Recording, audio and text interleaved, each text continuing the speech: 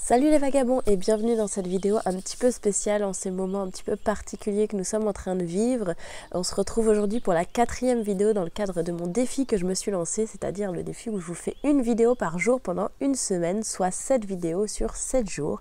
Donc aujourd'hui on va s'attaquer encore à un sujet un petit peu particulier, enfin en tout cas différent de ce que j'aborde normalement sur ma chaîne YouTube. Si vous n'avez pas vu les vidéos précédentes, on a parlé donc de méditation de pleine conscience, on a parlé de comment les étiquettes pouvaient vraiment nous enfermer dans des cases et nous empêcher de vivre pleinement qui on est. On a parlé aussi de la différence. Hier, on était sur un sujet de comment est-ce que je me sentais différente et comment j'ai appris à vivre avec cette différence. Et aujourd'hui, on va s'attaquer à un sujet encore un peu différent qui est l'écoute. Et qu'est-ce que ça veut dire que écouter ? En fait, cette petite vidéo, elle part vraiment d'une réflexion que j'ai eue personnelle sur le fait que je pensais vraiment être quelqu'un qui était à l'écoute, quelqu'un qui pensait savoir ce que c'était qu'écouter les autres dans une conversation ou dans tous les moments de la vie au quotidien. Et voilà, je pensais vraiment être quelqu'un d'ouvert à l'autre, mais c'est vrai qu'en y réfléchissant bien, après plusieurs, je pense que c'était des discussions avec d'autres personnes sur ce sujet que l'écoute, et puis après justement ma première retraite de méditation dont je vous ai parlé dans la première vidéo que j'avais fait, où on était vraiment dans des exercices d'écoute profonde, ce qu'on appelle l'écoute profonde de quelqu'un d'autre, et où on n'a pas le droit de parler et on a juste le droit d'écouter, absolument. Et en fait, en y réfléchissant bien, je me suis rendu compte que oui, dans une conversation, je sais écouter ce qu'on me dit en face, mais je suis pas profondément à l'écoute de la personne qui est en face de moi, dans le sens vraiment où j'écoute pour écouter et non pas pour répondre. Et c'est vrai que souvent, quand je suis dans une discussion, mon esprit va avoir tendance à vouloir vagabonder un petit peu en fonction de ce que la personne me dit. Il va me renvoyer mon esprit à plein d'autres choses, plein d'autres images et pensées que ce que la personne me dit, auquel ça me renvoie personnellement. Mais je vais pas être vraiment dans l'écoute de ce que la personne me dit pour ce qu'elle me dit vraiment profondément. Et je me rends compte que je me concentre pas vraiment quand la personne elle me parle sur ce qu'elle me dit, vraiment ce qu'elle veut me dire, ce qu'elle cherche elle à me dire, à m'exprimer. Tout de suite, je vais aller dans la facilité de voir qu'est-ce que ça me renvoie en moi en fait, ce que la personne me dit. Et puis des fois, j'écoute de façon un peu inattentive en fait. J'évite l'esprit qui s'envole, j'évite l'esprit qui est un petit peu ailleurs sans être vraiment là. En fait, je me rends compte que voilà, c'est pas toujours évident.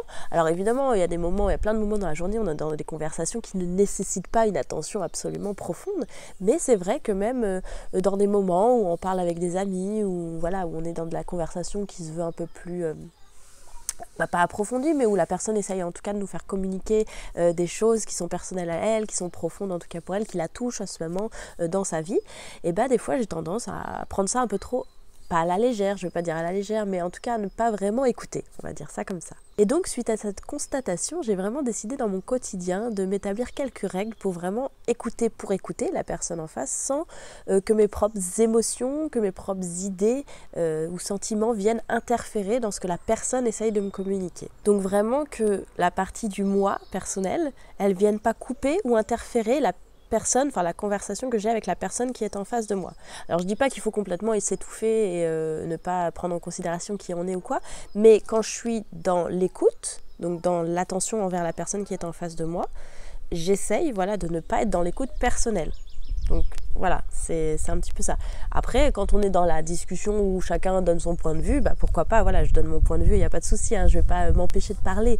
C'est juste que quand je suis avec une personne où je suis dans une démarche de l'écouter, elle, ce qu'elle veut me dire, ce qu'elle veut me transmettre, je vais faire en sorte d'écouter pour écouter sans avoir que mes pensées, elles vont se mettre à cogiter. Je vais être vraiment dans l'attention précise, dans la concentration. Et donc, j'ai dressé une petite liste des petites choses à faire pour pouvoir être dans l'écoute profonde lorsqu'on est avec une personne en face de nous, et je vais vous partager cette petite liste qui pour moi me permet d'être plus dans l'écoute profonde. Bon, déjà numéro 1, ne pas faire plusieurs choses à la fois. Par exemple, si je suis dans l'écoute au téléphone, ça arrive tellement souvent qu'on mette le haut-parleur ou qu'on ait les oreillettes et qu'on se mette à faire d'autres choses en même temps.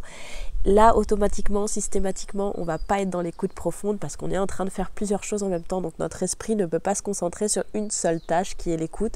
En général, l'écoute va aller sur le second plan et on va se focaliser sur l'autre tâche qu'on est en train de faire. Ou même quand on est dans une conversation face à face, il y a beaucoup de gens aujourd'hui malheureusement qui sont sur leur téléphone en même temps qu'on se parle. Ça, bon, personnellement, je le fais pas parce que c'est pas quelque chose que j'apprécie. Quand je suis avec une personne, mon téléphone, il est rangé. Seconde petite chose sur ma liste, ça va être de ne pas me forcer à faire des petites mimiques ou des petits sons, des petits oui oui ou des petits ok et puis des petits oui oui de la tête ou je comprends ou des choses comme ça. Ne pas me forcer à faire des choses pour faire comprendre à la personne en face de moi que je l'écoute. Je n'ai pas besoin de ça. Si je l'écoute vraiment, la personne, elle va savoir, elle aura toute notre attention, rien que par le regard, rien que ça. Elle va savoir qu'on est à l'écoute et toutes ces petites mimiques et tout ça où on veut donner l'impression à la personne en face qu'on l'écoute, elles sont un petit peu inutiles quelque part. La troisième chose que je vais utiliser dans cette liste, c'est de poser des questions ouvertes. C'est-à-dire donc des questions dans lesquelles j'utilise pas mon propre point de vue. Par exemple, au lieu de dire est-ce que tu te sens triste? Parce que ça c'est moi qui interprète que la personne est triste. Eh bien, comment est-ce que tu te sens? Donc ça, c'est une question beaucoup plus ouverte. Comment on laisse la personne pouvoir répondre à comment elle se sent profondément. Elle va s'interroger vraiment comment elle est. Alors que si je lui demande si elle est triste, elle va peut-être me répondre oui, alors que c'est pas ça, parce qu'elle va pas vouloir réfléchir plus loin, tout simplement. Et puis parce que je lui tends un petit peu la réponse sur un plateau, ou en tout cas, je l'influence un petit peu à ma manière en lui disant, moi j'ai l'impression que tu es triste. Est-ce que c'est comme ça que tu te sens? Donc voilà, essayez de garder vraiment des questions plus ouvertes et sans que voilà notre propre point de vue à nous puisse influencer dans ce que la personne ressent. La quatrième petite chose, ça va être ce que j'appelle go with the flow, c'est-à-dire de ne pas anticiper les questions qu'on va poser, de ne pas réfléchir à ce que nous, on a envie de penser ou d'imposer à la personne ou de poser comme question à la personne. Vraiment de laisser les choses couler et dans la conversation et que ça vienne et que ça aille.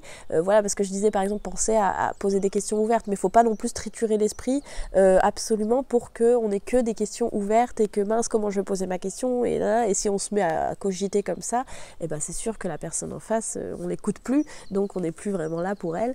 Et voilà, donc go with the flow, c'est un peu de laisser la conversation aller. C'est vrai que si on écoute vraiment, les questions elles vont venir d'elles-mêmes, voilà, sans et en essayant donc de garder des questions ouvertes. Si on n'y arrive pas, voilà, je préfère quand même faire des questions entre guillemets fermées et aller quand même avec la conversation plutôt que de réfléchir 5000 heures à quelle va être la question que je vais poser à la personne en face de moi, ce qui n'est pas très bon pour être dans l'écoute. La cinquième petite chose que je vais faire dans une conversation, c'est de ne pas me restreindre si la personne me pose une question ou elle a besoin de conseils ou d'avis.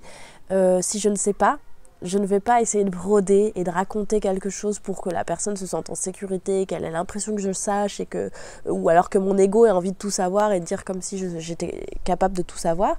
Je vais tout simplement lui dire je ne sais pas, par contre peut-être que tu peux te tourner vers telle ou telle personne ou peut-être que tu peux demander à telle personne ou alors on va chercher ensemble si tu veux, mais ne pas prétendre à dire oui moi je pense qu'il faut faire comme ci, comme ça alors qu'on n'a aucune idée de ce qu'il faut faire, qu'on n'a pas aucune expérience dans ce que la personne est en train de nous poser des questions ou de ce qu'elle est en train de vivre. Donc on peut tout simplement tendre la main, dire je vais t'aider dans cette démarche, il n'y a pas de souci, mais moi je ne sais pas actuellement comment on va faire, mais on va y arriver ensemble, on va chercher et il n'y a pas de souci. Et la sixième petite chose, ça va être de ne pas comparer sa propre expérience à l'expérience de l'autre, parce que chaque expérience, autant elles peuvent se ressembler, mais chaque expérience est unique. Et il faut surtout pas dire, moi je pense qu'il faut surtout pas dire ah oui je sais très bien ce que tu vis, j'ai vécu ça, faut faire comme ci, faut faire comme ça, moi ça a marché, bim bam boum. Non, je pense vraiment qu'on est tous en plus différents, chaque chose ne marche pas forcément sur chaque personne, sauf si c'est des choses vraiment très factuelles que la personne nous demande, évidemment, il y a des réponses des fois factuelles qui sont pareilles pour tous, mais quand on est dans une situation, on va pas être dans la comparaison, même si on a l'impression d'avoir vécu quelque chose de similaire, on peut dire je comprends ce que tu vis, on peut dire est-ce que ça t'aide si je te raconte ce que moi j'ai vécu, mais moi personnellement je pense pas que ce soit une bonne idée. Je pense qu'on est vraiment là dans l'écoute justement et pas dans le partage de ce que nous on vit. Donc on peut compatir, on peut comprendre avec la personne et essayer de comprendre avec elle et pourquoi pas lui donner des pistes de réflexion, les pistes de son avis à soi, mais avec précaution. Faut pas dire c'est comme ça, c'est pas autrement, moi ça a été comme ça et c'est ça qu'il faut faire. Voilà, chaque personne est vraiment différente, je le répète. Cette petite liste, elle m'a vraiment beaucoup aidée au début quand j'ai vraiment voulu me mettre à écouter profondément les personnes. Et aujourd'hui, je ne l'utilise pas forcément systématiquement, je me remémore pas chaque chose pour me dire il faut que j'écoute comme ci, comme ci, comme ci. Non, je laisse les choses un peu plus couler dans la conversation, je suis vraiment à l'écoute. Je laisse la place à la personne dans la conversation pour qu'elle puisse s'exprimer. Il ne faut pas avoir peur des fois aussi de laisser des blancs. Si la personne, elle vient de finir une phrase, il y a un tout petit blanc, il ne faut pas forcément renchérir tout de suite. Ah mon Dieu, il faut absolument parler. Ou il ne faut pas tout de suite suite répondre. Des fois, c'est bien aussi de laisser son espace à la personne, qu'elle réfléchisse un peu à ce qu'elle est en train de dire, ce qu'elle est en train de vivre. Parce qu'en fait, le fait de s'exprimer, le fait de parler, c'est un moyen pour chacun de nous de pouvoir extérioriser des choses qui sont en nous et qu'on ne comprend pas forcément, et qu'en extériorisant, en les disant, en les mettant à l'oral, eh ben on comprend un peu mieux, on y réfléchit. Et ça nous aide vraiment profondément à pouvoir aller au-delà. Et des fois, c'est juste en le mettant à l'oral et en exprimant les choses que ça va nous permettre d'aller plus loin. Il n'y a pas forcément besoin, nous, finalement, de parler. Même si on est dans une conversation, évidemment, ou voilà. Mais des fois, juste en écoutant la personne en face de nous, ben, ça va l'aider profondément. Ça va vraiment pouvoir l'aider à aller plus loin dans sa réflexion à elle et à mieux comprendre ce qu'elle est en train de vivre. Et il ne faut pas hésiter, voilà, à lui laisser son espace dans la discussion pour qu'elle puisse aller plus loin dans sa réflexion personnelle. Je crois qu'il faut essayer d'être le plus honnête possible lorsqu'on est dans cette écoute profonde. S'il y a quelque chose que la personne nous explique qui ne nous paraît pas clair, pour qu'on comprenne bien la situation, ne pas hésiter à poser plus de questions, à essayer de mieux comprendre ce que la personne est en train de nous exprimer. Et voilà, aujourd'hui, j'y arrive plus naturellement, plus facilement à avoir une conversation comme ça qui est plus dans l'écoute.